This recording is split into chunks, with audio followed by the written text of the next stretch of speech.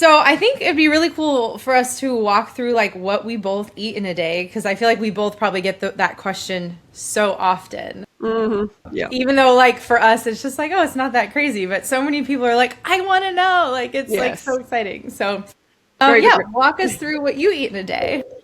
Well, I start generally with like some sort of sugary drink. It could be like orange juice with added sun crystals or the white Okay. sugar. We've Yep. spoken about that before. Today I just did a quick one because this is quite early. Well, it's 8 o'clock in the morning here. So just berries, some sugar, water, and that's it. That's just to get the liver glycogen topped up, because overnight you're losing up to like 50% of your liver glycogen because the body is still processing, still keeping you conscious while you're asleep, basically. So you have to keep having some sugar going to the brain, and that's why the brain is accessing that liver glycogen. And it's a good way to top it up with the sugar water. And then I might go for some exercise, or I might exercise before that, just depends on how I'm feeling. And have a smoothie for breakfast. What Are do you you put in into your the smoothie? smoothies? I love smoothies. Yeah, what do you put in yours? Yeah, bananas, lots of bananas. I've been Okay. doing that forever. I am the banana girl, and I've been sticking Yes, you to, are. yeah, at least 10 bananas a day for the past 20 years. So Amazing. in a smoothie, like generally about eight Okay. bananas, a couple of tablespoons of sun crystal still. I Okay. don't always do it, but if the bananas are like subpar quality, I will Yeah. add some sugar. And generally some berries, frozen berries. That's pretty much it. Some like flavoring, stevia flavoring, Okay. like vanilla flavoring, and that's it for the breakfast. What about you for your breakfast? So I get up and I do like lemon water, and then I'll do juice. And then my breakfast is like a mono meal of some type of fruit. So this morning I had a golden honeydew melon. Yesterday I had two dragon fruits, or pitayas, the red ones. And then after my Yes. breakfast, I go and do my workout. So I'm curious, like, what are your workouts usually? Like, what do you enjoy doing? Oh, what do I do for the workout? Generally, it depends. I used to do a lot more cycling, but now I'm doing quite a bit of, well, not quite a bit of jogging. Look, I can be a bit sedentary sometimes, a little bit lazy. I kind of alternate between jogging for about like 20, 30 minutes in some hills, but it's Oh, slow. nice. It's pretty slow, okay? But I do believe in like high intensity as well, throwing that in a couple of times a week. But I also alternate with food forest work. Okay, yeah. Yeah, The that's really OG good. exercise. Doing like shoveling and pulling branches around, that kind of thing. Awesome. I know. I always say that's like the OG exercise. Like, that is exercise, and that's how people have historically exercised. Yeah, and that's what I love that. I really, really love it. Like I feel connected with nature. It's a good environment. It's not in the gym. Not that I don't like the gym. I think the Right. gym is great too. And I know you spend the time, quite a bit of time in the gym. I And do. But you've at been least doing that way you're amazing. in the sun, though, which is nice. Yeah, that is nice. But you've been spending a lot of time in the sun, I can tell too. Yes. Yes. Full You time in the sun. look But yeah, I extremely do. healthy. Say that again. You look very healthy. The, Appreciate the it. diet and your lifestyle is working very, very well. Thank you. Well, that's very Yeah. kind. But I do love the gym. I do. I love weight training. Although I've recently been getting back into running a little bit more than I used to. Like I was always a runner. Like I was a distance runner for a very long time, and then Oh, then I really? got into weight training. But I would run like 10 miles a day. Like I was insane. I was running 10 miles like every day, 6, 7 days a week, like no rest days. And that was also during a period of time where I was just not healthy. I was running on caffeine, and then Yeah. Oh, and that's another thing, right? The caffeine. Most people are starting their day. We should talk about the exercise after the food because people probably are saying, "But what do you have for lunch, you two?"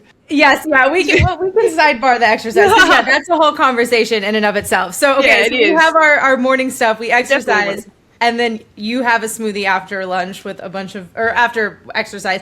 Do you consider this the smoothie your lunch, or is that just like your kind of post workout? No, that's definitely breakfast, and I consider sure. like the sugar water or the orange juice I have. It's generally only around 300 calories, so it's Okay. kind of like an entree breakfast. Yeah. Yeah. Yeah, and then I have the proper breakfast like pretty soon after that. Because Okay. there is that risk that if you make the sugar water too big, you're just not going to feel like having a significant breakfast, and that's really not going to work. You're not going to get enough fruit in. It's important, first and foremost, get enough fruit in, and I don't want sugar to replace fruit for people. I just want it to be like a supplement added. Yeah. So, Definitely. I Well, mean, especially most as people, women, like, we do really need like that breakfast, like an actual substantial breakfast. Yeah, so for you a need the hormone balance. fiber. You need the fiber as well. This fiber is very, very healthy. And I actually just made a video talking all about fiber and gut health and everything like that and how important it is. And the fact that, like, just on a side note, that the fruit actually prepares the fiber for us before we actually consume it. So it releases enzymes like cellulase and pectinase. So it actually kind of pre-digests that fiber for us so we can easily break it down like our gut microbes, which I think is just so fascinating. And it's very important for those short chain fatty acids and just the way you feel like mentally when you wake up, when you start your day. Yeah. You need that. Fiber is very important. So big fan of fiber, but so many people are having like coffee instead of a breakfast even. Yeah, it's the first thing they put into their body, and then it's like your body, you wake up already dehydrated, and then you're putting in this very acidic, very dehydrating beverage first thing. It's shocking. That's really, really shocking. And anyway, that's a whole other topic, I guess. But Yeah, and no judgment, because I used to do that. So I'm not judging anyone who does that. I did that for many years, and I paid the price for it. So well, I'm judging you. I'm judging you people out there having the coffee. No, I mean, I'm the same. I used to be like the full ritual. I'm like, I need my coffee. And that is a red flag. Yeah. That means you are running low on actual human nutrition. So when it comes to lunch, though, lunch is pretty much the same as breakfast for me. It just depends. I have a smoothie for breakfast generally, but I will have something else. If there's like better fruit available, if I can have a meal of mangoes, like a mono meal of mangoes, I will go for that. Yeah. If I have it, so breakfast and lunch are interchangeable, it can be like, it's the same thing basically. A mono meal of fruit, or it can be another smoothie, it can be a banana and ice cream. Yeah. And have that and I have it probably about 900 calories or so. I really want to get as much fruit in as possible before I potentially have like a cooked raw till 4 dinner. And you don't have cooked, right? I do. I'm kind of similar to you, raw till 4. Like in the summer, I eat a lot less cooked because I don't crave that. But if I have cooked, it is basically after 4. Yeah. Yeah, for my right. dinner. Okay, but during the week, how many times do you have actual raw dinners? My mate, don't answer me yet.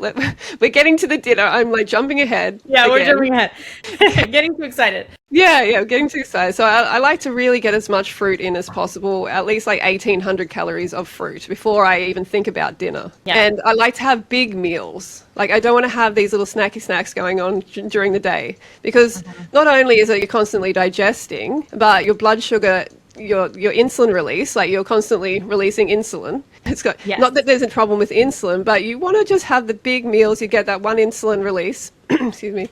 The nutrition gets into the cell, and then you can let the body rest in between. I find that is the best, and you don't have. Then you can go and exercise and stuff, and not be kind of just always thinking about food, because some people are like, oh, I like to eat like 8 meals a day or something, and I'm like, whoa, that's a pain in the butt for me. I definitely don't want to eat that way. So I don't really have any snacks after lunch. Generally don't. I mean, sometimes I might have some like olives from the fridge. Okay, yeah. Just randomly have some like salty olives or something, like a couple. But then dinner, you tell me about your lunch too. Yeah, so my lunch, like the way that my morning works, by the time I finish working out, it's usually like 11, maybe 11:30. So then I will drink some coconut water immediately after I finish working out. And then my lunch is usually my smoothie. A lot of times I'm seeing clients during my like lunchtime, so it's easy for me to drink a smoothie while I'm talking to clients. And my smoothie usually has anywhere from 4 to 6 bananas in it. And then I do some berries, and then I'll do either some like frozen dragon fruit, or I'll throw in some mango in there, and then I do a bit of orange juice. Nice. And that's my lunch. Oh yeah, that sounds very good. And what clients? So what are you doing? Coaching? Are you doing online? Yeah, cool. online coaching. To do with a fruit-based diet. Yes. So everyone, Taylor is doing one-on-one coaching. I also do that as well, just for a side note. But yeah, it's great, isn't it? Just helping more people get on a fruit-based diet and actually how to do it properly. Exactly. Yeah. And I help a lot of people with different autoimmune issues because, I had Lyme disease and autoimmune stuff. So that's kind of like my area of expertise. So how to like do that with fruit and not rely on medication, because I was on medication for 14 months, antibiotics. It was it's awful. So yeah, I mean, and how old are you now, if you don't mind me asking? I will be 33 next Wednesday. Yeah, and you had that how long of your life, the Lyme's disease? Like since you were what age? Like Well, I got it later. I was diagnosed in 2018. So, what was that? 6, 7, 8 years ago. Wow. So, yeah. And I was sick for about a year and a half before that. So, fortunately, it didn't take too long for me to get diagnosed. I know a lot of people are sick for years before they get a diagnosis. So, I was fortunate. But, I had that skin condition like all over my body. So, I remember I seeing was that like, on your Instagram. Yeah. yeah. So, I was determined to figure it out. So, fortunately, my skin is looking much better. Oh my And, God. Oh my God. Best skin ever. Like, thank beautiful. you. Amazing. I mean, that must just feel so like, I don't know. Do you even have words for the feeling of having like a skin just look so good after it looking so bad? I would say it was bad living in that skin, and it was itchy, and it was just it was awful. I mean, I don't even have words to explain how awful it was because I I can felt so imagine. self-conscious as well. So just to be on the other side of it is truly amazing. So that's also why I'm like, people need to know how amazing fruit is. Yes. Yeah, yeah. Like the fruit-based diet is just, oh, it's so queen for healing all parts of your Yeah. body. So for dinner, we should move on to dinner. And dinner, like, might be a raw dinner. I might have some sunshine sushi, which is like apple-based sushi. So raw. I'm not sure if you've tried that yet. Maybe not. No. It's really nice. Or else I might have a high-carb cooked plant-based dinner. I think most people know what I have for dinner who are Yeah. watching. Like a lot of people know, it's a cooked low-fat, low-protein dinner. The reason I have it, like the reason I have low protein too, for instance, is because we don't need protein. Okay, there's a big old scam. We don't actually need protein, and I've just written a book called "You Don't Need Protein." Oh my gosh, And amazing. yeah, I'm going to put it out soon. So it's crazy how much this protein propaganda has just infiltrated like the whole world, including Totally. including like the plant-based and vegan movement and the fruit-based movement even. Yeah.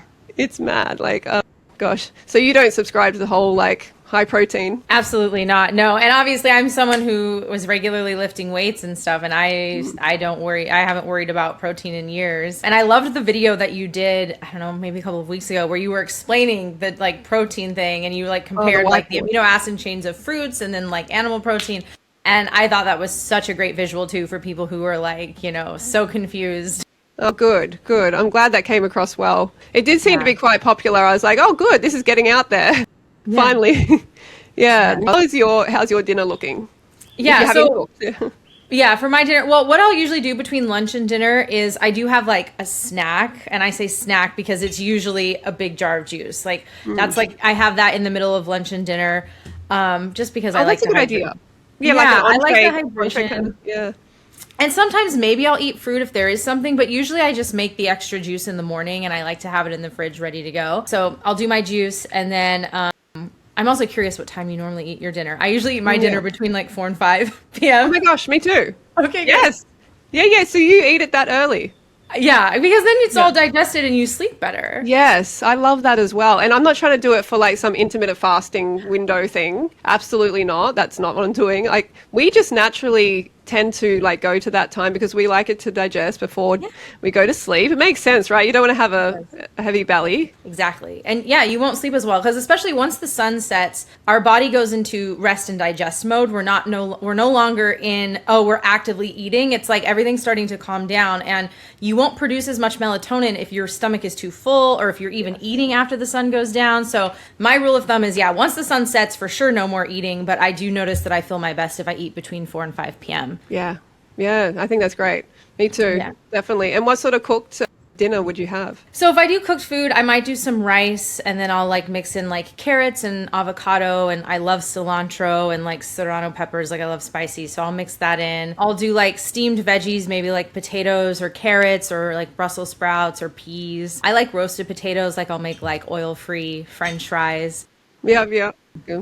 Yeah, though that's pretty much like mostly my cooked food. Otherwise, of course, if it's raw, it's like salads. Like my favorite dinner, which sounds so boring, is I'll make like a homemade guacamole, and I'll just get lettuce and carrots and like these dried apple chips. They're just apples. They're crunchy. There's nothing on them, and then I'll eat that like chips. Like I could eat that dinner every day and never really? get tired of it. Like that is my favorite. Oh, there's something special about guacamole. Yeah. It really is. Yeah. Yeah, yeah. Oh, wow. That sounds good. That sounds nice.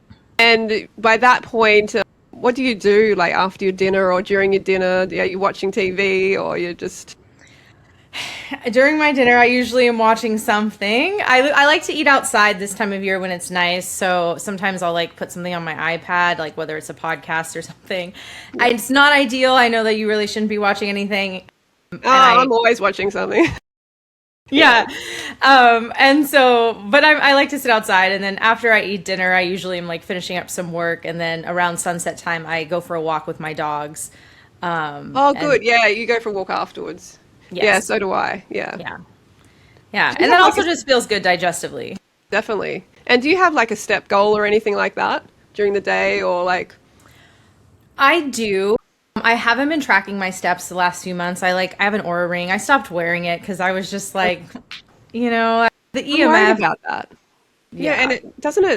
it puts some sort of, I don't know, it's analyzing your blood and it actually puts something in some, I don't know exactly, but it's not meant to be too, it's a bit invasive in some way. It is, especially the newer ones. Yeah, they measure and there's like a light on The at night. light, yeah, the And I light. and I can't stand it. So I really stopped wearing it. But when I look and I mostly liked wearing it for the steps. So I was like, well, if anything, maybe I'll wear it only in the daytime and not when I sleep. But I haven't been wearing it at all. But usually I get between 17,000 and 20,000 steps a day. Oh, nice. You are killing it.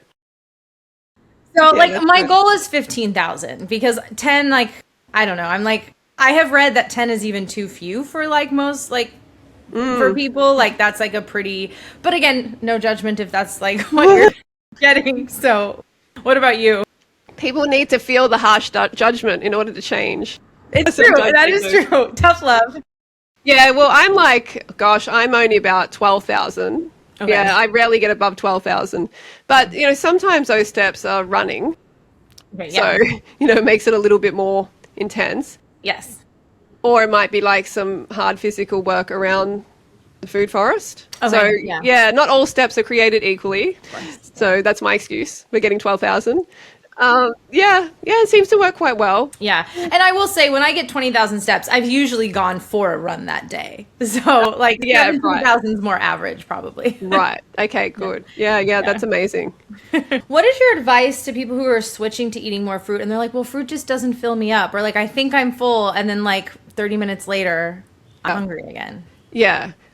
Like that naturally will happen if you have maybe two bananas or something like that. course. I think that's one of the biggest learning curves, like when you first come to a raw food lifestyle, is actually realizing you need so much more fruit than Yeah. just one or two bananas. And like I see that a lot with my coaching clients as well. They'll just be starting the day with a couple of pieces of fruit and they won't realize that that's definitely not enough. So my advice is to have a smoothie because it's much easier to get in a big load of I fruit. agree. Yeah, it's easier, right, than sitting down and physically eating those 8 to 10 bananas, Yes. which I do as well, but because I think it's healthy to actually eat your food too, not pulverize it every single meal, but definitely eat more, and make a Yeah. smoothie. And obviously, those smoothies are efficient, especially for people in the morning if they're trying to get out the door. Like, it does take time to sit and eat 5, 10 bananas. And so you can just like blend it, put it in a cup, and take it with you out the door Yes. as if you're taking your coffee with you. It's so But yeah, convenient. And it's so convenient. And also make sure you pulse blend it too. I'm not sure if you do that, but pulsing makes the smoothie less oxidized. So you get less of a bitter taste, especially for bananas. So that's something I'm really an expert at.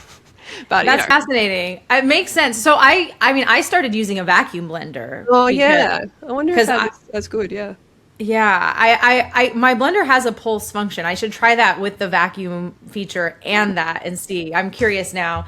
Yeah, you can see the color. You can see the color of the banana smoothie. It really changes if you do too much blending. It becomes that kind of murky, muddy looking color rather than maintain that kind of that bright yellow Yeah. color. Yeah.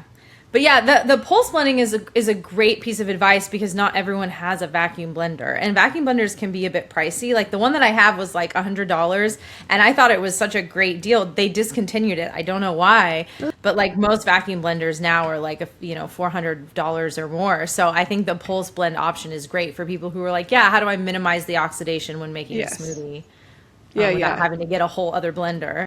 Yeah, exactly. It's a good trick, good hack. Yeah.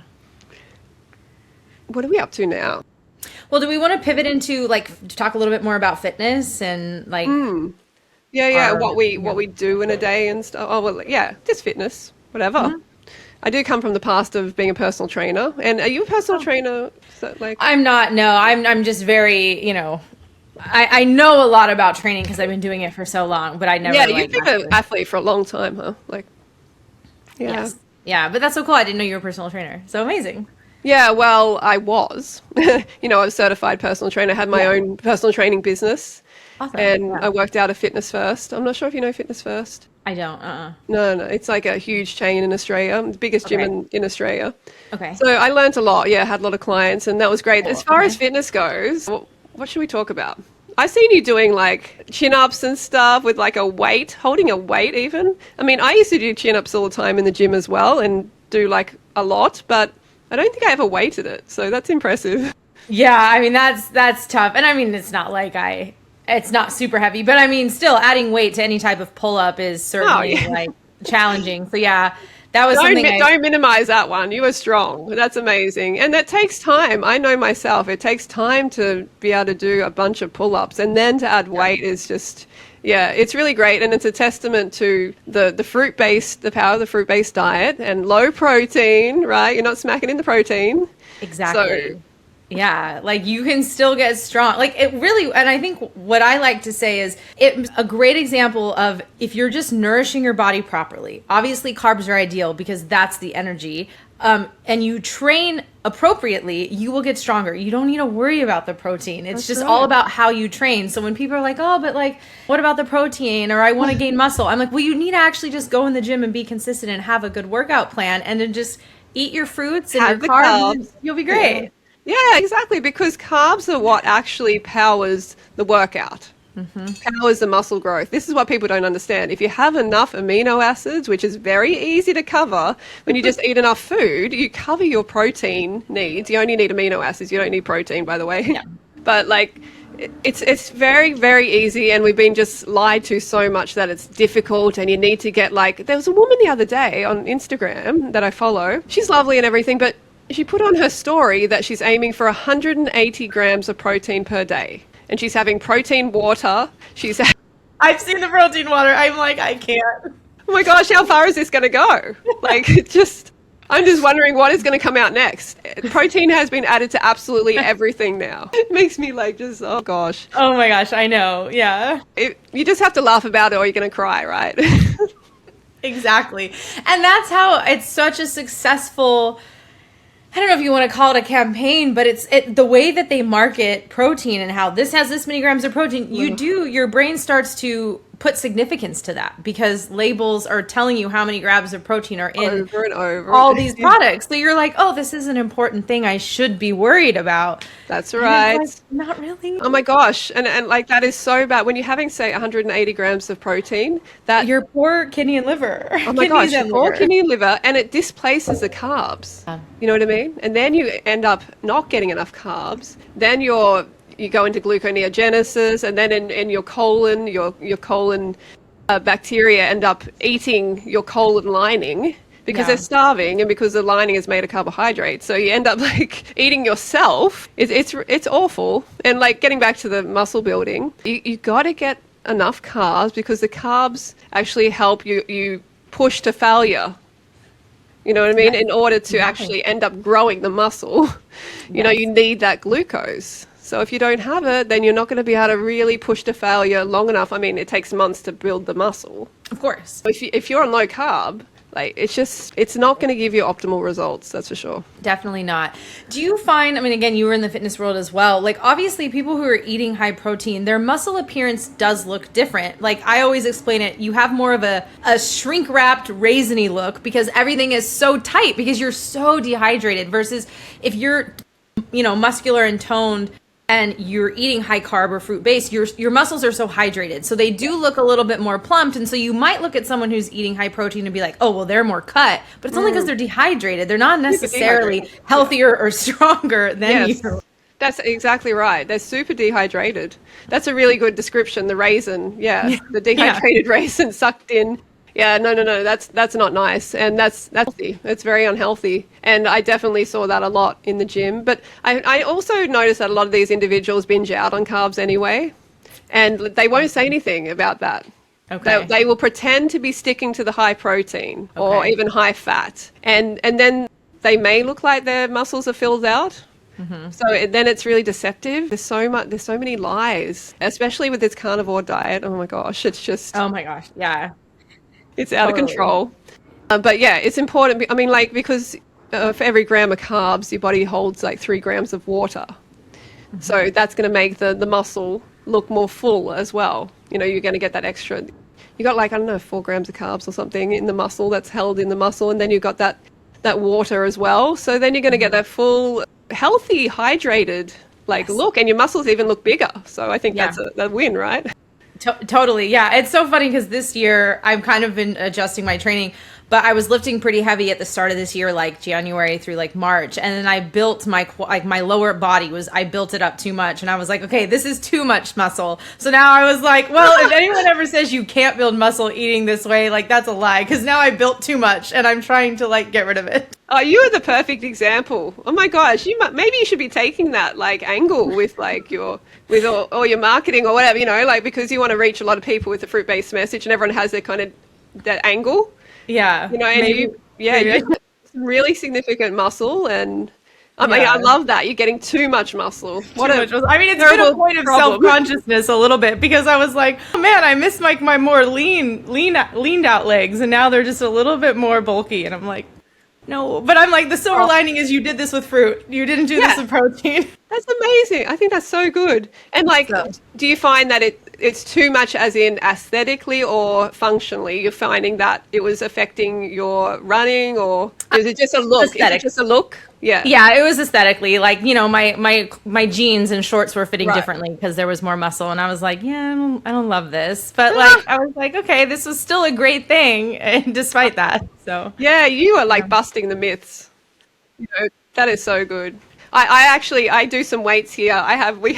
We set it up on the wall. Like, we have kind of these pillars, these big steel pillars, and we've attached like a cable kind of setup thing that we got from Temu, whatever it's called. Oh, yeah. And it's just like a single cable pulley, okay, and it has like we have a bucket of rocks.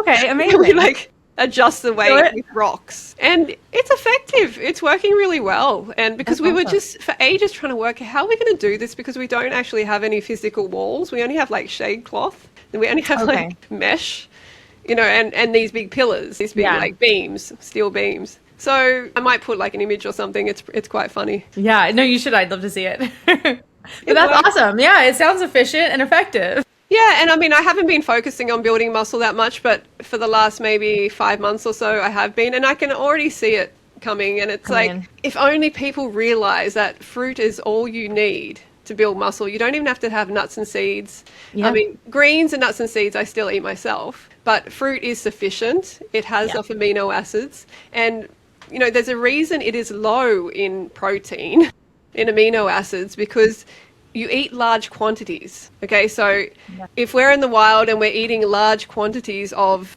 a fruit that has a lot of protein in it, we're going to get too much protein. We're going to get too much amino acids for our liver and kidneys. So Yeah. it's perfect for us. It's obviously, this is how it's meant to be. We're fruit-based animals, and we're meant to have low amino acid intake. Yeah, definitely. Well, and we can even talk a little bit about why and like the science behind why we're fruit-based, like a fruit-based species and all of that. Because I love that topic. I think it's so fascinating. And a lot of people don't realize that. Yeah. I mean, we're primates. We are primates. People don't want to really admit that we are like great apes. I get it. But like physiologically, digestively, that's what we are. So we just need to accept it. And we're actually even more fruit-based than the most fruit-based primate. This is what I believe, because we draw more carbohydrates, more sugar to the brain than any other primate does. So then that points towards even more fruit, because fruit is the most efficient source of simple sugars. Yeah. Okay, so I think that our nearest relative is drawing like 8 to 10% of total calories to the brain from sugar, but we're doing like 20%, and that's why Yeah, I we're was so gonna- intelligent. Yeah. Yeah. That's one of the reasons we're so intelligent, because we're fueled by sugar. Sugar is what is actually building the intelligence or fueling the brain in order to Yeah. function optimally. So I think that's pretty cool. And we're using like at least 10 tablespoons of sugar per day for the brain, at least. Just the brain alone. Yeah. I know in grams it's like at least 150 grams. Yeah. It's a lot. And when people try and say, "Oh no, but we're meat based or we're herbivores," but we wouldn't be able to get the amount of simple sugar that we need to power our brains and to be as intelligent as we are. So, Absolutely. I mean, people are obviously getting their sugar from grains, which you can do. You can get it from grains, you can get it from potatoes and stuff like that, but it's not as optimal. Right. So, definitely fruit-based animals. And I think, and I mean, you've been eating this way long enough as well to know that, like, when you are eating fruit, like, just the mental clarity and the energy that comes along with that. And no, I mean, again, I love rice and I'll eat potatoes for dinner, but still the energy is not the same. Also, I mean, then you're dealing with the whole cooked food aspect, because I'm sure you notice, like, after I have a cooked meal, I'm a little bit more like, oh, I just want to go lay down for a minute. Yes. Versus if I had like a raw dinner, I'm like, okay, let's go for our walk. Let's like get our stuff done. It feels so light. I believe like a lot of that is to do with the complexity, like for digestion, breaking down all the complex carbohydrates. Absolutely. Into the simple it takes sugars. more energy. And also, I mean, I think that's the main reason is those complex carbohydrates. We're meant to be having the simple carbohydrates. And that's another awesome thing that fruit does when the ethylene gas is released, like the hormone that initiates that ripening, is that lipase is also released, which is actually breaking the fat down, making it easier for us to digest. Lipase is released in the fruit, but also amylase, which breaks down the complex carbs. The cell wall, the structure of the fruit, it helps break it down, so we are actually ready to absorb it as simple sugars. We're not meant to be having these complex carbs, but we use it. It's a tool, right? It's a backup. Well, do you also find too that sometimes the complex carbs, or like a meal of cooked complex carbs, is a bit grounding? Because like I had a conversation and I had him on my podcast. I'm sure. Are you familiar with like Woody Harrelson? He's an actor. Yes, you had him on your podcast. Well, not him, but I had his brother. I'm trying to get his. Well I'm done. trying to get his brother. You're like inching there. You're getting there. I'm inching there. But they've both Woody and his brother Brett have been like raw vegan, fruit based for like 35 years. Yeah, I have heard. And so he was saying that, so Brett was saying that he finds that if he does too many raw dinners, he's like, I'm almost just too, I forget the word he used, but like just too light and elevated, that he needs a bit of the grounding cooked foods for his dinner just to kind of level him out sometimes if he's been doing all raw for like too many days. And I'm like, I can kind of see that, because there are moments where I'm like, I can see that my body's like, we want some grounded cooked food this evening. So. That's interesting, because I have heard the term grounding a lot, and I think I'm unsure of exactly what that means. You know what I mean? Like I'm kind of like, so feeling like too flighty or so too like energetic, or like, because I know Woody Harrelson, like I have kind of analyzed his diet a bit, his raw diet in the past, and it did contain a lot of gourmet raw, like a lot of fat and greens. Yeah. I don't think he's exactly fruit based. That's my problem. I don't think exactly fruit based anymore. But I know at least his brother is fruit and like raw leafy greens until dinner. Okay, because I'm not sure. There's a big chance, there's a possibility they're not eating enough fruit, right? So totally. They're actually under eating. They're probably getting to dinner and feeling quite like, I'm not sure, affected by under eating. That's what, like cortisol. I'm not sure. Like, okay, the grounding experience. What would you say? Like you feel like it just chills you out more? It just chills me out more. And not that it's a bad thing to be, I don't know, I'm trying to figure out what is a great way to explain it. Yeah. I just sometimes feel like super, I'm going to use the word electric. Yeah. Like sometimes I'm just like feeling so electric and I'm just like, okay. And then I'm just like, I think I just want a little level out. And then that's when I'm like, I'll do some rice for dinner or some potatoes for dinner. Yeah, I think I know what you mean. And it definitely has it subdues you. Yeah. Kind of, yeah. Which sometimes I love the feeling. Doug would probably say, well, I want to feel electric, right? I don't want to feel like dulled down. But I get it. And I do like the big glucose hit that it gives when it comes to fitness as well. Mm-hmm. You know, it really can power you well to get that complex carbohydrates. Definitely, yeah. But it's like this double-edged sword. You know, it's it also constipates people. It also backs people up. So I say that constipation is when people go once a day. So once a day constipation, you should be going at least twice a day, and optimally like after each meal. Yeah. I always tell people you should be going 2 to 5 times a day. Yeah, you really should. I mean, because I said in the last video, like primates apparently who are close to us digestively are going like at least 6 times a day. Okay. So I found that quite interesting. I'm not saying we have to copy exactly what they do, but if they're like so close to us digestively, then there's obviously signs there. Yeah, so I find that people, if they have rice every night, they tend to get behind their body, as in like they get backed up. Yeah. So that is not the best. But when it comes to cooked food, I think it definitely has its place. And frugivore has been working well for a lot of people for a long time, including myself. And I find that it actually, like people who are doing all raw and fruit-based tend to undereat as well. If they're not really on top of it, they tend to undereat, and then they don't have enough fuel to actually do like good fitness, to actually move their body enough or hard enough, push themselves hard enough as well. So that's another thing to keep an eye on. No, I've definitely heard that and have seen that. I feel like I've probably experienced that before, maybe very early on when I was switching everything over. But because you're an athlete, right? Like you just end up wanting more, right? You're hungry, you want to get it in, and I think that's really important. Balance too is to move your body enough so you're hungry as well, and you have a healthy appetite. Yeah, exactly.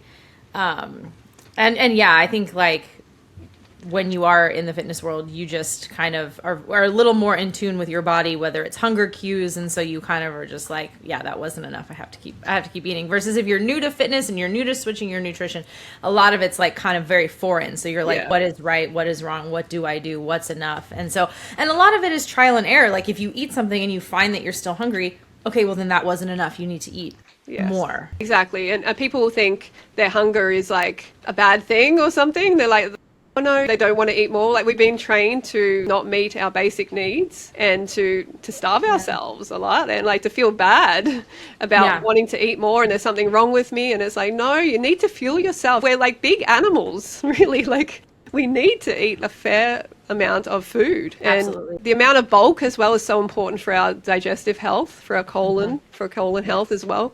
Because I remember when I was eating like a purely cooked diet, the meals are just, because they're so dense and concentrated, they are so small, and the poop is just so small as a result. Yeah, it's dehydrated. And and it doesn't move through enough, and you're not having complete ones, so you're having these little small things, and it's just so life-changing to have like a proper bowel movement.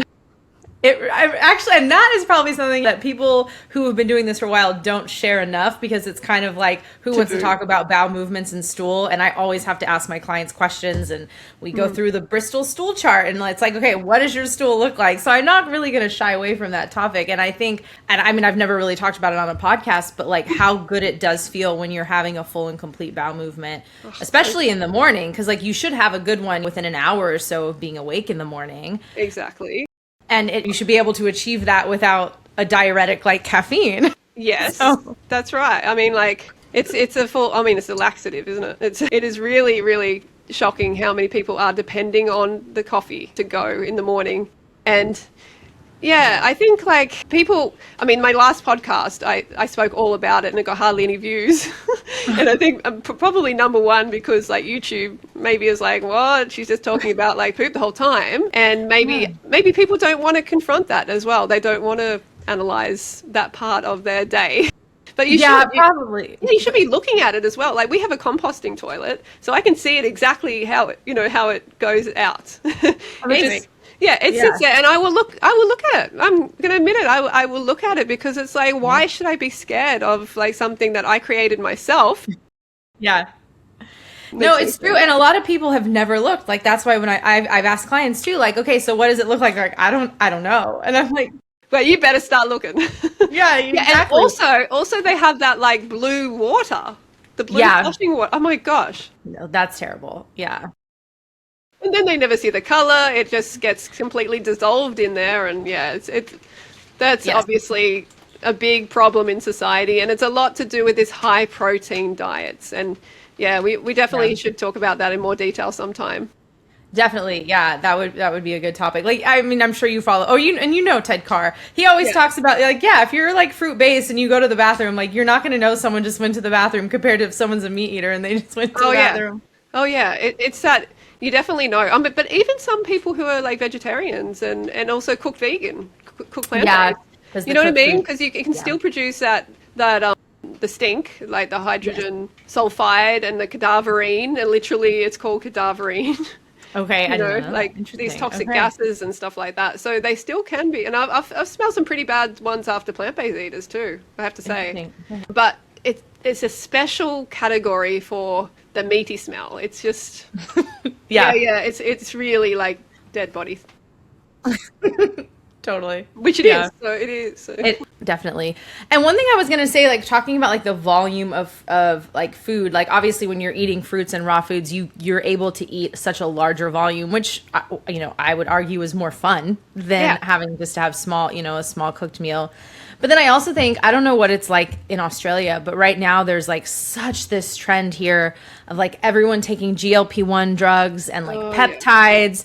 And then people really don't have appetites because like it's, affecting all of that. And everyone's just getting so skinny. And so then it's just like, there's such a skewed perception too of like health and body types right now. And I'm just like, if everyone just needs to start eating fruit and you'd feel better. Oh my gosh, the GLP-1 is like out of control because people are like, they're actually slowly dying.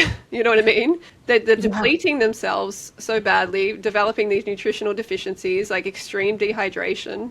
Yeah. If that's the body type you want, that's not what I want, right? Yeah, I want exactly. I want the full, healthy, like, plump skin. Like, Yeah. I'm like 46 just next month, and my You have skin is amazing like, skin. I mean, it is like so much more plump than I see of most women my age. And 100%. I really think it's to do with, I mean, I still have some wrinkles and stuff, like they're coming. But in general, I really think it's to do with the hydration of the fruit and 100%. the Yeah. simple sugars in the fruit as well. And yeah, it's just a secret, really. I mean, it shouldn't be a secret, but it seems to. Yeah, but no, you're a great example and someone who's definitely, I would say, leading the way of like, this is what's possible. Yeah, I mean, like, and I'm coming from a past of serious like binge eating and restriction, and like you said, it's pleasurable to eat large meals. Yeah. It's so nice. It's so liberating to not have to count your calories. I mean, the only reason I count is to make sure I have enough, which is like a Right. nice problem to have.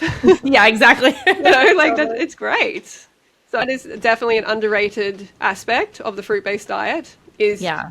the freedom of actually being able to eat enough, like just being allowed like to eat enough. I love It is. And I know like you kind of had struggled with an eating disorder in your past. I have as well. And so I do think that there is something very liberating about like you don't feel restricted. You just kind of you eat until you're full. You get to listen to your body. It's really difficult to eat too much fruit. Like it's practically impossible. Yes, it's impossible in my opinion, yes. Yeah. Because it has all the stop mechanisms. It has the fiber, it has the simple sugar hit. It has the fiber, the carbs, the water. It's distending that stomach wall, it's distending the small intestine. You're getting that message like I've had enough. Yes. So there's no push to want to eat more because it's perfect. It's physiologically optimized for us. Fruit is just amazing. I just love how it starts to break itself down, like pre-digest it for us as it's ripening. I mean, I'm not Yeah. saying it's just for us, but it's for the fruit-eating animals. Right. The Absolutely. animals. And a lot of animals depend on fruit, really. I mean, I see it all around here in the fruit forest. Animals that I didn't expect to eat so much fruit eat a lot of fruit, like geckos, wow. for instance. Okay. I thought they would be more like little meat eaters. Okay. Or like And they- eating insects. Yeah, they will eat insects for sure, Okay. but they love banana. Like, it's insane. Like, I will have the smoothie and the lid will be off, the banana smoothie, and if I leave it for like 30 seconds, they're in it. That's They crazy. literally Oh my would just God. dive. They'll dive in it. I'm like, what the fuck? Like, this is mine, you little fuckers. But it's so cute. Then there's this other big lizard as well, which I thought was like a full-on, like it just ate like other lizards basically, and it loves jackfruit, it will come and eat the jackfruit with us while we're eating it. Oh my gosh. It's really, it's just a real eye opener to so many animals depend on simple sugars, essentially. And it's so I mean, you said how easy it is to digest, but it's also just so easy to get instead of having to hunt down for something. It's just like, oh, it's just right here. Like an animal can just walk up and eat it, or if one fell on the ground, they can eat it. Obviously, as humans, it's easy. We just grab it and eat it. Like you don't need to cook it or prepare it or spend a lot of time hunting for it. It's just there. That's one thing I really love, like when it comes to dinner as well. And that's another reason I do prefer raw dinners in the aspect of like not having to prepare heaps. I do a lot of cooking, like, the preparation is, it really can take a long time if you want to make something a bit special, or not even make something a bit special. Like, you got to peel the potatoes, you got to cut the potatoes, you got to cook the potatoes, you got to have a sauce with the potatoes usually, because you don't want to just have white potatoes by itself, and then you got to make the sauce.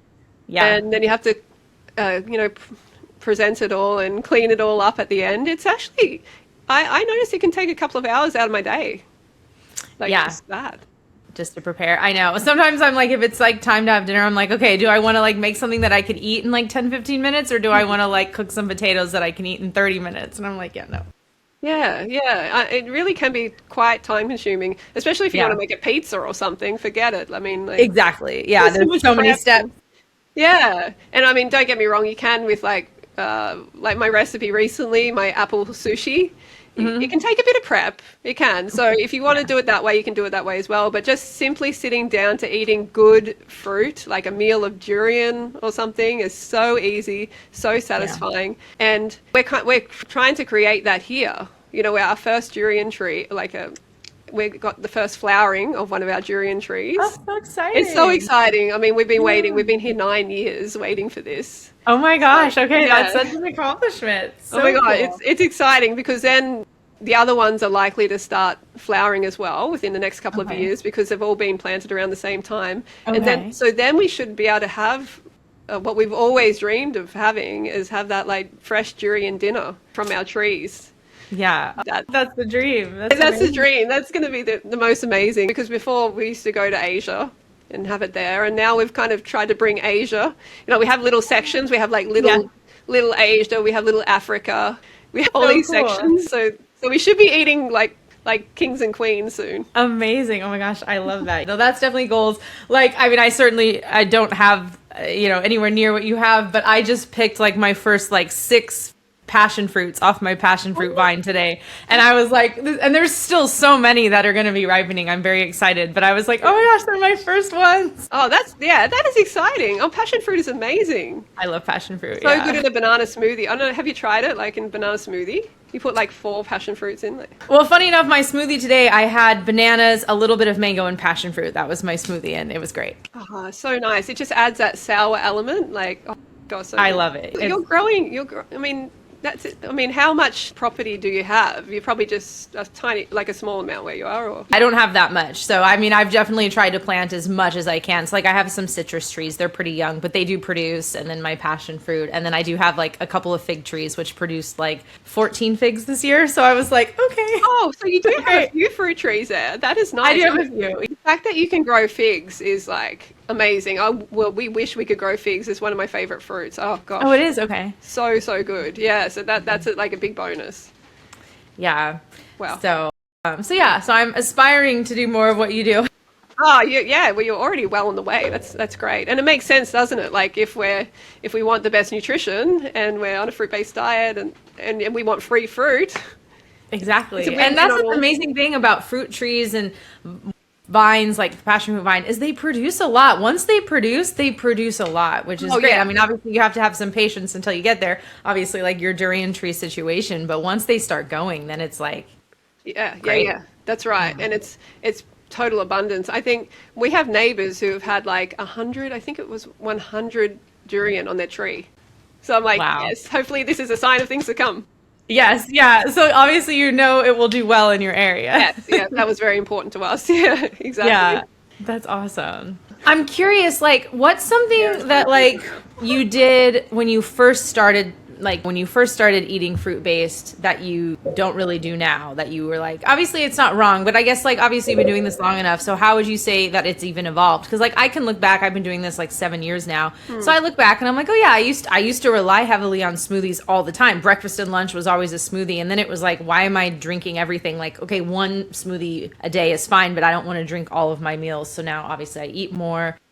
Yeah. It's like, yeah, what has, I mean, obviously I think the sugar thing probably has evolved for you over the years. Yeah, you got that right too. Yeah, that's for sure. The sugar thing. Yeah. Well, yeah. So pretty early, I mean, very early, I found Doug Graham and 80-10-10. Amazing. So yeah, so I pretty quickly went to the right way of doing it. Okay. You know, because I was athletic as well and I was a personal trainer and I wanted to have enough energy. But initially, like I was kind of following David Wolf. Okay. And he was like recommending a lot of cacao, and okay. I was doing things like having avocado mixed with cacao and like agave or something. Okay. And I was eating quite a bit of that, and I was also eating coconut cream from a jar. Okay. Like, Yeah. I was doing a lot of like, you know, bad like gourmet raw kind of mistakes because Yeah. I found the wrong influence initially. Yeah. But I mean, I've said it before, like on the website that I found, I think it was like the Sunfood Diet Success website or sunfood.com maybe it was called. And people like were glowing and everything. They had these amazing photos and stuff and they were saying what they were eating and I was trying to copy it, but it just was not working. You know, it was so much fat. So initially I was definitely doing it wrong like that, but I still knew I'd found the answer. I was still, something just within me was like so aligned. Like I was like, I mean, it makes sense, right? It's your natural diet. So when you come across it and you've been eating the wrong diet your whole life, I guess it is just some innate experience. Yeah. So it really clicked. So I kept searching and I found Doug. So then I went to like the correct way, really, of eating quickly. So over that time, and then I was like raw for about 6 years, all raw. And then I incorporated some cooked with raw till 4. So that was definitely a change. It evolved in that manner. Doug would say it's devolved probably, but Yeah, I would say it's evolved though. Yeah. yeah. But you know, like it's also easier for people to maintain this in the concrete jungle and also being able to go out to dinner and be able to have like a cooked dinner, tell the you know, the chef to make you something. When it comes to smoothies, I've been pretty much having like smoothies all the time. Yeah. Maybe sometimes I've incorporated a bit more juice than I used to. I do like the juice, like especially first thing. Afterwards, during the day, I don't really have much juice. Yeah. Not to say I'm against it, but I'm always really focused on getting enough like full fruit in. Okay. Yeah. Yeah, gosh, it really hasn't changed except for adding the sugar. Yes, the Yeah. sugar. Initially, I was having the coconut sugar, and I was saying, Okay. oh, you know, this is better than the white sugar. Yes, I remember that. Yeah, but I didn't know. You know, I didn't realize that it actually just has more cooked plant matter, and that's why it's brown. That's the main reason it's brown, and you don't want to have that. It's not a benefit. What about yourself? Have you found because how long have you been on the path now? 7 years. 7 years, yeah. Yeah. And how have you found it, Shane? You kind of touched on that. Like I did a lot more smoothies before and a lot less whole fruit. Obviously they were just blended, but then I think the longer I've done it, I've gained such a deeper appreciation to the fruit that's in season and like getting excited for, okay, like we're at the end of summer and obviously I'm sad for like melons going out of season and stuff, but I'm also like, ooh, okay, so that means like pomegranates are going to be in season soon. Yeah. And I love pomegranates and I go through the same thing when pomegranates go out of season. I'm like so sad, but then I'm like, okay, well now we're in spring and so there's something else. And so the more I do this, I find that my appreciation for seasonal fruits is so much deeper. And I also find it really fascinating to see what my body gravitates toward each season. Like every summer, it tends to be a bit of a different fruit. Oh, yeah. Last summer, I was obsessed with pineapple juice. I was drinking like 64 ounces of pineapple juice every day. Like I could not get enough of it. And this summer, I'm kind of like, I mean, it's good, but I'm not like, I need to have so much pineapple juice. Do you think is it dependent on the quality of the fruit or it's just a feeling like you have?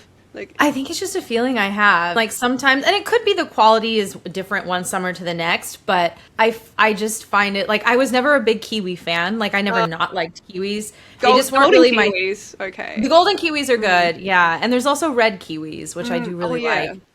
but they're not like a fig. Let's be honest. No, they're not like a fig. But this past spring, like February, March, April, like I was obsessed with kiwis. Like I could not eat enough kiwis and I never cared about them that much until all of a sudden. So it's fun just to see the different fruits that I've fixate on now seasonally since I am, I lean more into the whole fruits now that I've gotten out of my like smoothie phase from like the first like probably year or two that I did it. Yeah, right. Yeah, yeah. I mean, that's definitely a thing. Like the seasonal fruits.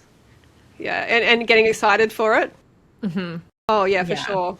I experience that here, and like it's hard though because we still don't grow enough fruit, so we still have to Okay. depend on like the supermarket. And out Yeah. here, it's kind of like the supermarket is like a 2 hour drive, Oh my and gosh. it's not even a nice like market or anything. It's kind of like just Okay. the mainstream Woolworths supermarket. If we want Okay. it, we can go like hours, like 3 hours to go to like a really good like fruit market, but then it's almost about like 7 hours driving. Oh my So God. it's, yeah, Australia is so big, like Yeah. everything is just so like, Spread out. yeah, spread out. But yeah, I mean, we do get excited for different fruit. We do. So Yeah. I understand how you feel. And it's a hard thing to explain to just people who don't eat this way. Like they just are like, okay, I guess that doesn't sound like a big deal. I'm like, but it is a big Yeah, deal. it is. It is when it's like, I mean, because it's like unique nutrition too, which you can't get in these grains and stuff that people are dependent on. You know what I mean? They're just like changing like the seasoning and stuff, and like, but the fruit, it's like a new fruit, and it's new nutrition, and it's exciting. It literally is exciting. Super, yeah. Yeah. Very, yeah. What are some of your favorite seasonal like fruits throughout the year? I Yeah, mean, you what- mentioned figs. Yeah. Also stone fruit. Okay. It doesn't actually grow here, but from Woolworths. Okay. We have to get it from the supermarket, but it's still good quality at a certain time of year. Okay. So we can get good quality from there if it's within season.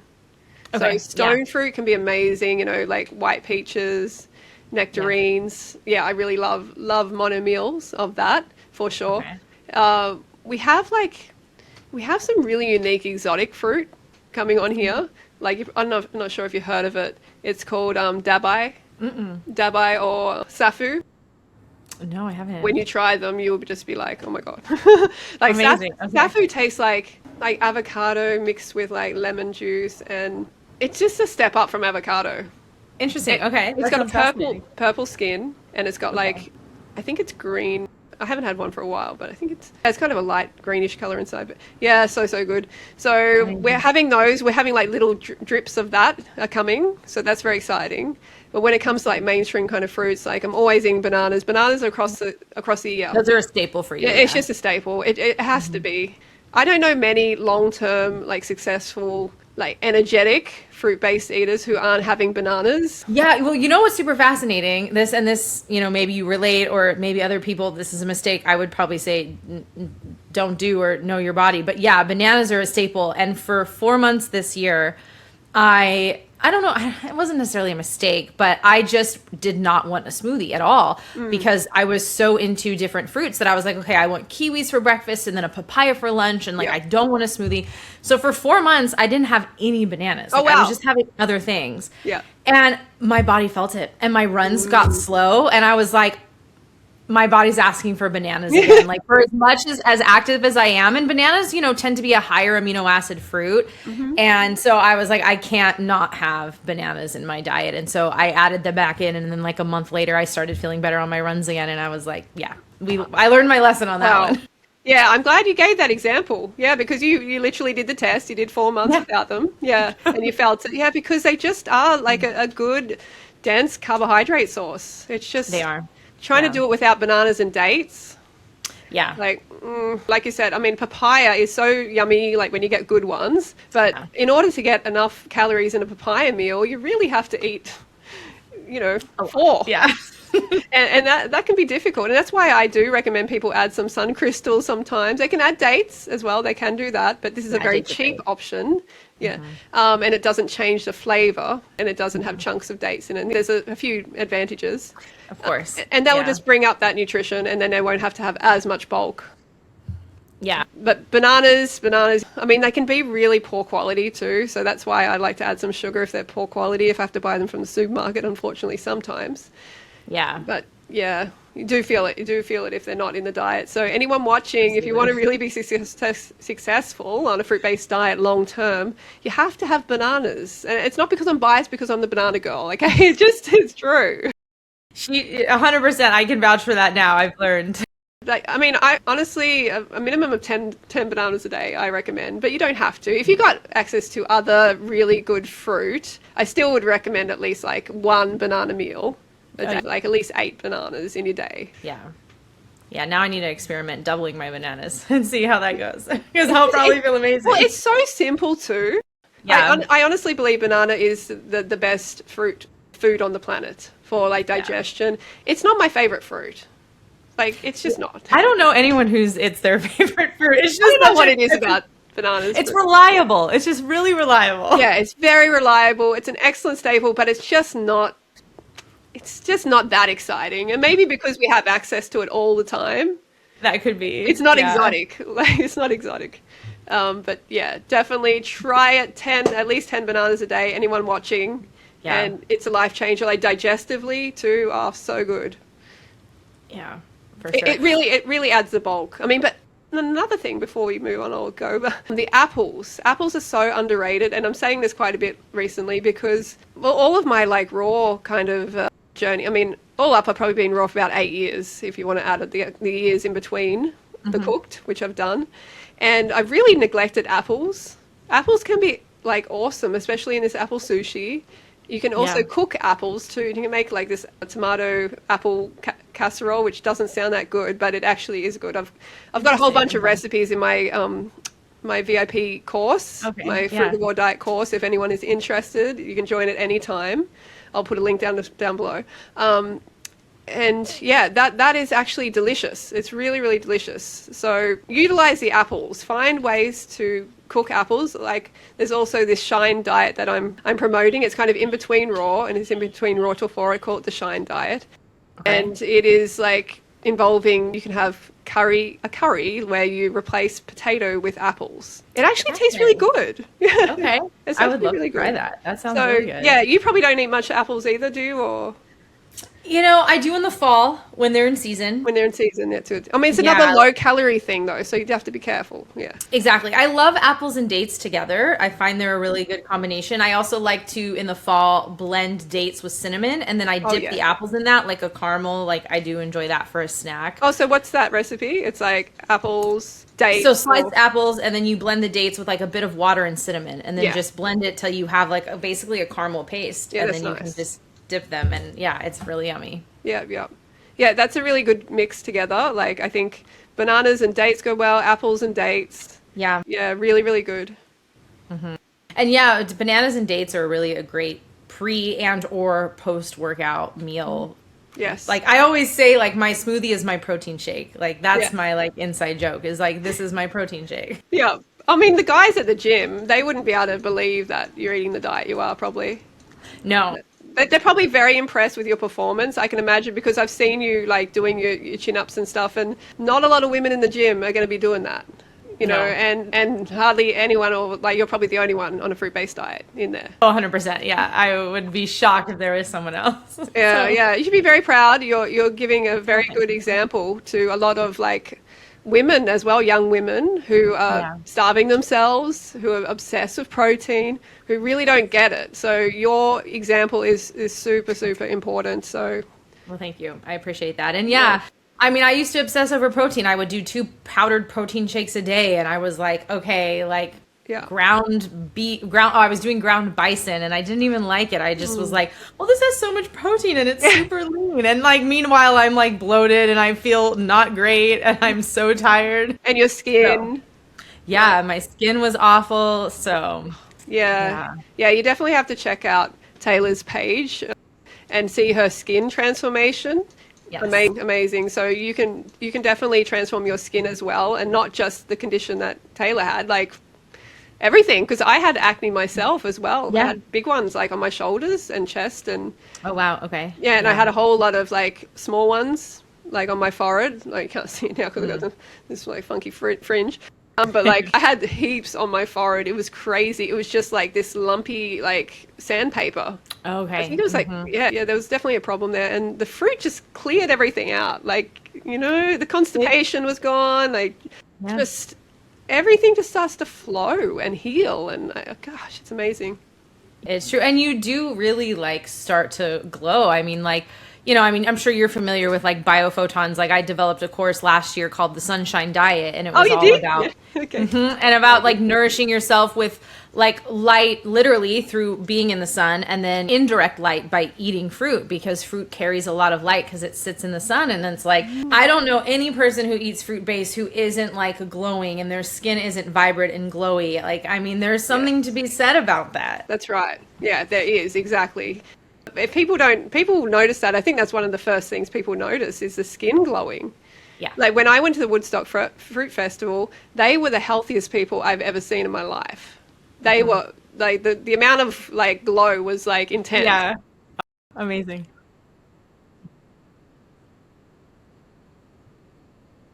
Yeah. I believe it. That's a testament to the diet. But yeah, that's interesting. You can find out more from Taylor about her sunshine diet. Yes. Yeah. And the biophotons. John Rose, he's a big proponent of the, Yeah, I like John Rose. the biophotons. And we were talking a little bit too before we started recording, but just that too, when you eat a lot of fruit, you tan differently. I cannot tell you how many people think that I have a spray tan. I promise you, I don't have a spray tan. I would never spray those chemicals on my body. I wouldn't do it. Yeah. But when you eat a lot of fruit, your skin responds to the sun very differently, and your tan looks differently. Like I can even look at pictures when I was younger and when I was tan in the summer, and it just was a different tan. It's like a little different. Yeah. So the beta carotene, I think, plays a big part in it too. You get Absolutely. so much beta carotene, and you're really tanned. You definitely. And so, what your ethnicity is not like you don't have any special mix. I'm Italian and Dutch. Oh, so you have got Italian though. Italian. But it's funny because my family's from like northern Italy, and that's like they're the pale Italians. They're like close to the Swiss border, so I don't know why. Is that Sicily? Sicily is southern. Is more in the south, I think. Right. But so northern Italy is like the Lake Como area, and you're very close to the Swiss Alps. So that's where like my mom's grandparents are from, and she has family there. And so they're like, that's the short, pale Italians. They're all from that region. So I mean, I'm like, there has to be something else though in there that's like, Dutch. Yeah. No, I totally agree with the tan. This is something that is like always experienced by people on a fruit-based diet. I've seen some people who have been really pale before, and then I've seen them later on fruit-based, and it's been like, what? You guys so like, this is amazing. So yeah, don't worry about the fake tan. Just get on fruit. Exactly. Yeah, it's so much easier. Yeah. And it's just so much more authentic and real, and it's actually protective for your skin as well. It is protective. A lot of times there's so much messaging out there from dermatologists that a tan is damage, and it's just not. It's a natural adaptation that happens in the same way that you go to the gym or you do some physical labor and you build muscle. You're causing tiny tears in the muscle, but the muscle repairs and comes back stronger, and then you have muscle mass. And so it's an adaptation. So when you get tan, you increase melanin in your skin, and it's an adaptation, and that actually is protective, and it's anti-aging, and there's so many benefits to increasing the melanin in your skin. And you just don't get that messaging today. Everyone's like, avoid the sun, you don't want to get tan, it's going to cause aging and damage. And I'm just like, oh my god. Like, as usual, the opposite is true. Exactly. With pretty much anything related to health, you can almost guarantee Isn't that crazy? Like, the more you go down the rabbit hole, like, and I find that the fruit-based diet opens up so much. Like it makes you want to explore more, because you're finally realizing that you're being lied to so much. Exactly. What was something that was surprising for you when you started entering a fruit-based lifestyle? Because obviously you start to just kind of, you live a more natural life as a whole, because you can't help but do that. So like, what was something that you were like, I was kind of surprised that this was something that I changed? Or well, you probably guessed one of them, the sugar. Okay. Yes. Yeah. Yeah, because it was like, yeah, there's definitely sugar because everyone's always told it's bad, it's going to give you like blood sugar crazy and all that stuff. That was definitely one. Yeah. Gosh, what else? I think that meat isn't healthy. I mean, Okay. that's huge. I mean, that was a huge, huge one. I didn't believe that I could live off just fruit, basically. Yeah. And when I realized I could, I don't know, it really changed my consciousness. I really got into this excited place. Like, I think that's part of the reason why I'm still promoting a fruit-based diet like 20 years later and still just excited as when I first started. Yeah. Because I was suffering so much before and I was believing so many lies and I was spending so much money on my health that when I found fruit and I could see that people were like getting amazing results and then I started to feel so much better as well. Yeah. It was just like the holy grail. You know, It really it's is. just Yeah. so exciting. And I can promise everyone watching that I will never go off this diet. This is it. I have Yeah. no interest whatsoever. Like in these 20 years, I have not gone back to anything. You know what I Yeah. mean? Some people jump around a bit. I haven't jumped around a bit at all. The Yeah. only way I jump around, yeah, some people give me crap about it, and it's okay, is that I might go to raw, and I might go to raw till 4, you know, back and forth Okay. like that. Yeah. Like fully raw and then high Yeah, raw. Yeah. because the optimal is to be all raw. That's what I really want to do because that is the best, and that's what we're kind of working towards here, so we can actually be self-sufficient. Okay. Yeah. I mean, if all the amazing fruit was available to us all the time, I think you would agree you'd always be raw. Oh yeah. Like, Yeah, if I could just have what I want, like, oh, this sounds good. It's here. It's perfectly ripe. Yeah, there'd be no. I wouldn't yeah, crave anything if else. you could have your favorite fruits, and I mean, if it's seasonal Yeah. still, it doesn't have to be Of course. unrealistic, seasonal. Right. Then Yeah. I think we'd all be eating that way, really. Like the ones who have experienced the high from a fruit-based diet, I think would be eating that way. Absolutely. Yeah, for sure. Yeah. But it's so fascinating to get your take too, because you've been doing it so much longer. So I always love hearing your perspective on things. Yeah, well, I can go into the future now and tell you, as like, you know, nearly 46 and starting when I was like 27 or something, and Yeah. saying it's just as good as when I first started, if not better. You know, like it's not something I'll ever give up.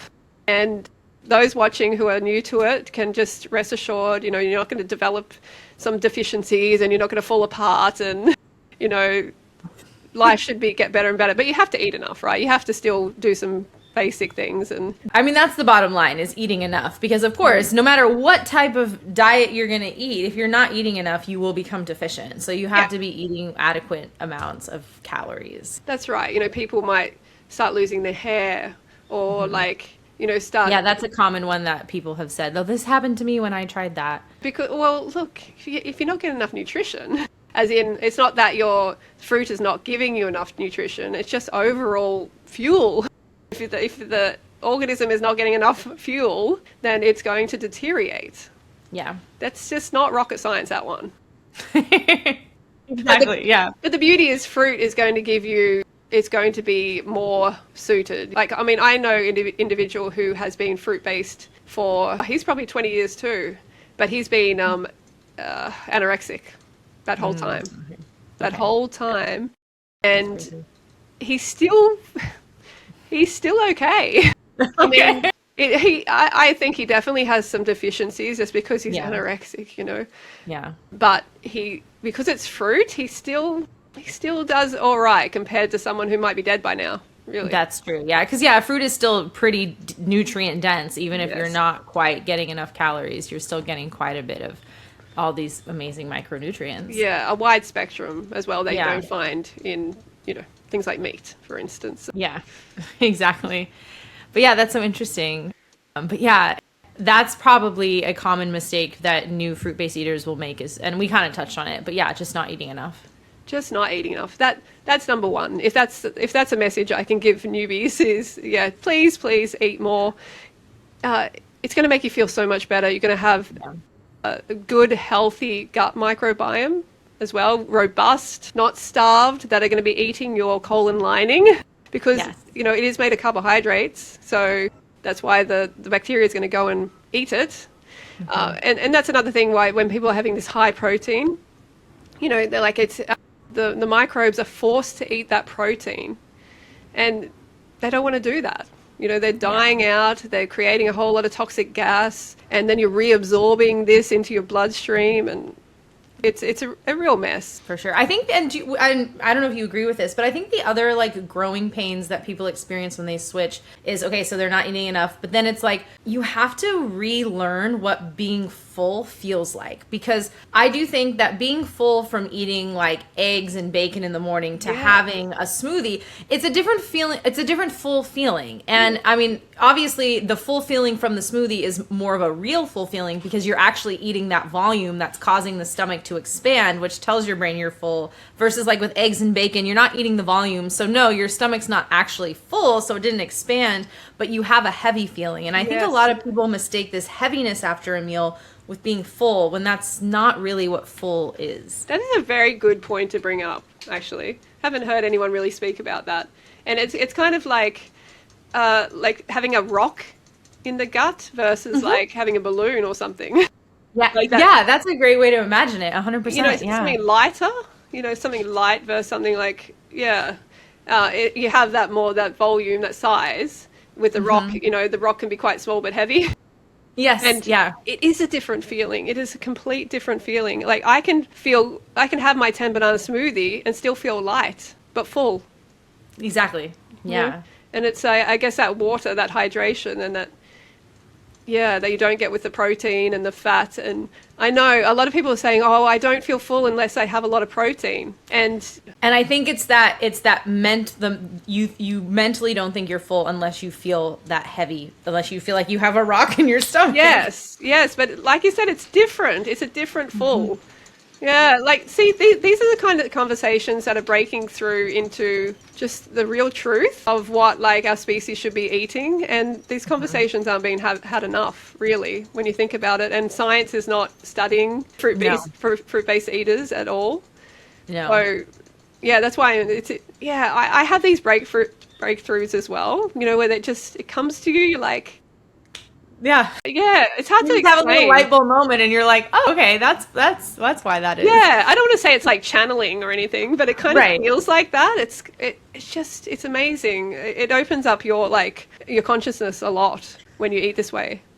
Yeah, well, and I think that goes back to the sugar thing, because so many people are sugar starved. So, of course, your brain's not going to function very much. So you're not going to be perceptive and open to certain things, which I know I had mentioned when we had our last episode together is, this is a little conspiratorial, but like, what's a really great way to dumb down a population? Make them think that protein is the most important thing and have them fear carbs and sugar. And so their brains will not be functioning properly. So they're going to be dumbed down, versus if you're eating enough sugar and getting all this fruit, your brain function is going to be so great and so superior that you'll be able to make these amazing connections about life or, deeper topics that you probably couldn't if you weren't nourishing that is your so true. mind.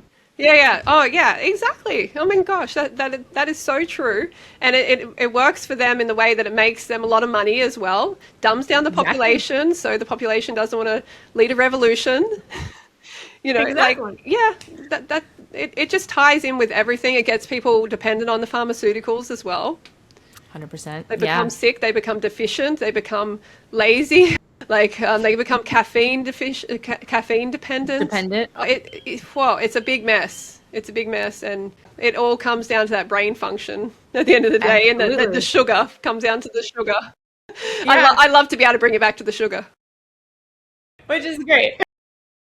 Oh, but it is super, super important. Definitely. And so you become more perceptive and can make these connections about fullness and then have fun conversations like this that actually are life-changing, and actually lead to a new understanding.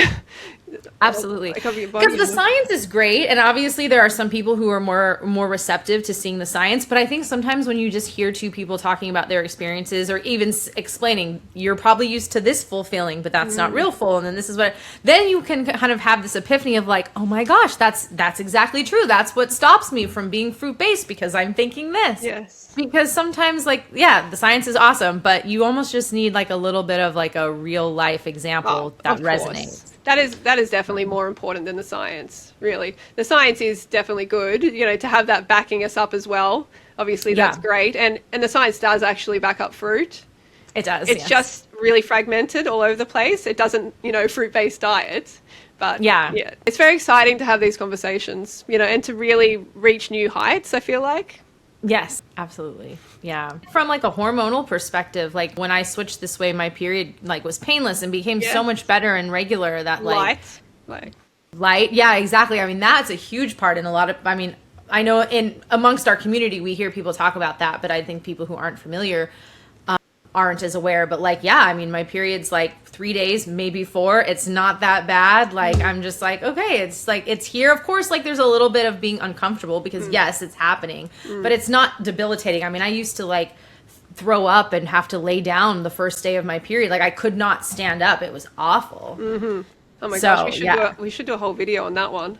We should, because I also was in pain as well, and on a fruit-based diet, I mean, raw till 4. Also, there can be a little bit of discomfort, but I find that all raw, it's just completely gone. That's just my own experience. I'm not sure what other people have with that, but like that cooked meal can still influence a little bit of discomfort, but still nothing compared to before. Oh, wow. I was really, really uncomfortable, and I always used to think like, why are females like?